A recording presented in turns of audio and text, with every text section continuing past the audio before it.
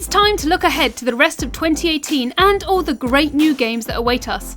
A ton of highly anticipated games are coming out later this year, so whatever you're playing on from console to PC, here are all the games worth checking out in the months to come. We Happy Few is practically a must-play based on the concept alone, which blends a society of deranged drug addicts and a kitschy 1960s whimsy into one delightfully creepy survival game. It's set in this fictional English city of Wellington Wells, where residents are forced to take a daily dose of the hallucinogenic pill known as joy.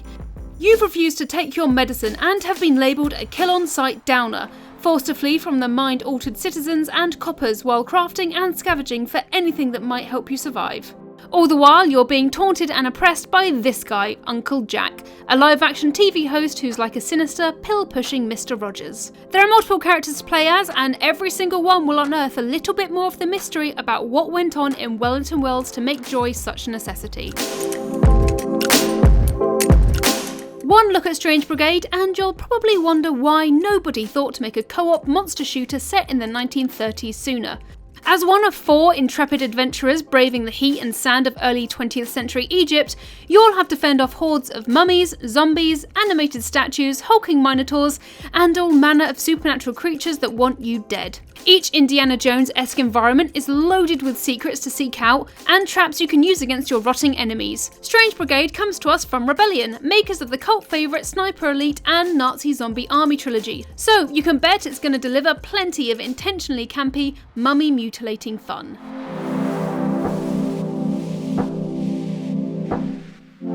This open-world superhero game should be an interesting departure for Insomniac Games, the studio most famous for the Ratchet & Clank series. You'll be web-swinging between buildings and beating up thugs as your friendly neighbourhood Spider-Man, dealing with the likes of Kingpin and Mr. Negative in your efforts to keep the peace in the Big Apple. Spider-Man isn't tied to any specific comic or movie, so the creators aren't bound by an existing storyline.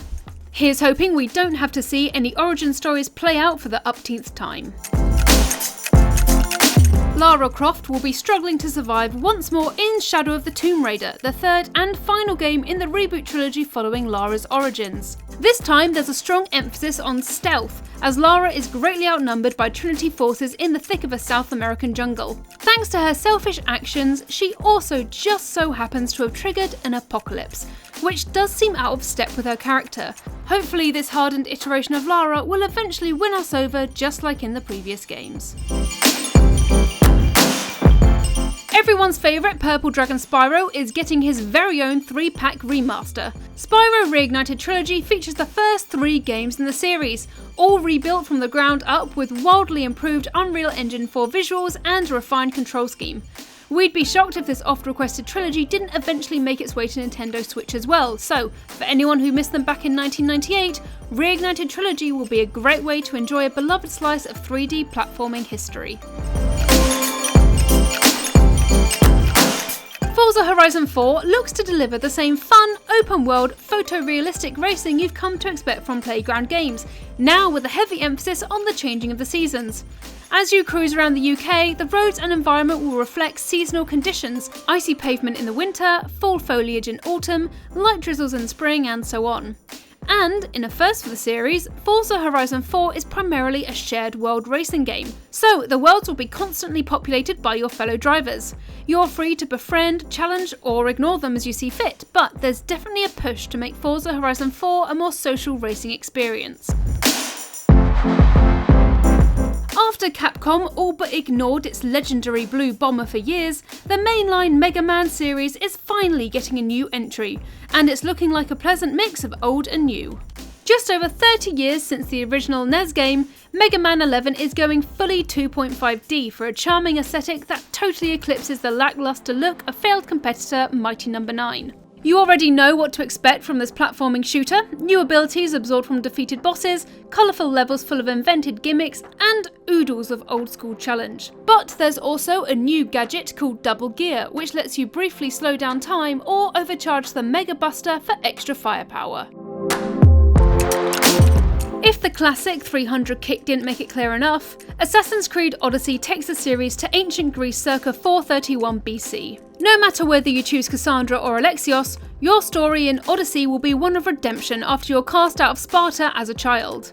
There's a bigger focus on RPG elements this time around, with collectible gear, dialogue options during cutscenes, ample combat abilities to choose from, and multiple endings based on your choices.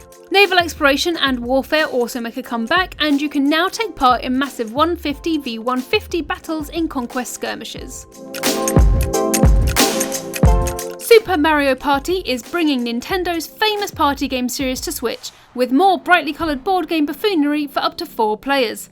The core gameplay gets back to the classics with a focus on multiple boards to explore and 80 new minigames to mix things up. And because everyone can easily play with a sideways Joy-Con, 2 switches is all it takes to get a full party started.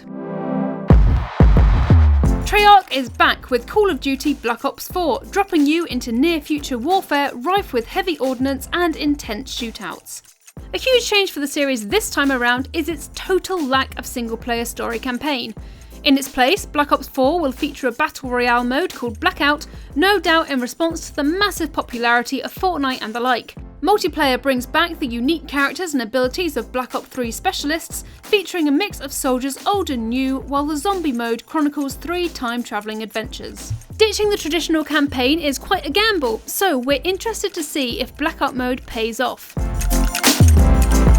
Battlefield 5 is taking the series back to its World War II roots, with infantry, tanks and aircraft aplenty locked in combat across massive multiplayer skirmishes. Veterans should be aware of a few key tweaks this time around.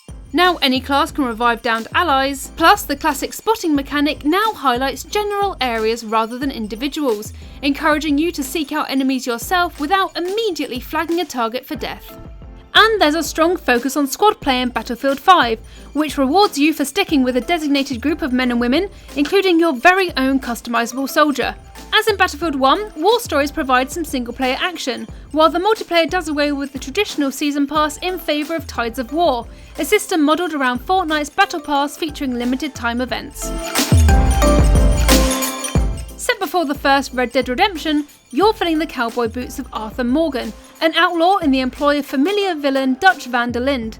It looks like it's set around the time of Blackwater Massacre, as Morgan seems to be a rougher, thornier character compared to the stoic John Marston. The game will follow him as Dutch becomes more and more erratic, with the outlaw riding across quaint plains, camping with his fellow outlaws, hunting for wild animals with a new bow and arrow combo, exploring verdant mountain regions, and carrying out many a high-stakes train heist. Hitman II sees the return of expert assassin Agent 47 and, as always, there will be plenty of exotic locales to explore, hilarious disguises to don and high-value targets to eliminate through ingeniously crafty or violently direct means.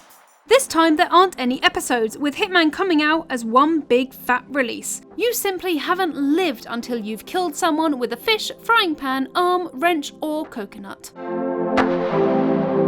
Fallout 76 is a shared world survival game set in the irradiated expanses of West Virginia, 25 years after the conclusion of the Great War. You don't necessarily have to play with others, but they will be out there, gathering resources, killing mutated beasts, building their own encampments, and possibly even launching nukes from silos found all around the map. Fallout 76 is reportedly 4 times bigger than Fallout 4's map, and it'll be fascinating to see how players interact in a Fallout that doesn't revolve around a single wasteland hero. Pokemon Let's Go Pikachu and Eevee are 2 versions of the same game that are set to make a splash on Nintendo Switch, but they're not the core RPG you might have been expecting. Instead, think of this outing as a mix between the classic Pokemon Yellow on Game Boy and the mega-hit mobile game Pokemon Go. You'll explore a spruced-up 3D version of Kanto from a top-down perspective, with either Pikachu or Eevee at your side, catching Generation 1 Pokemon through simplified mechanics with Joy-Con motion controls or the new Pokeball Plus peripheral. There are going to be battles against other Pokemon trainers, but you won't be weakening wild Pokemon before you attempt to catch them.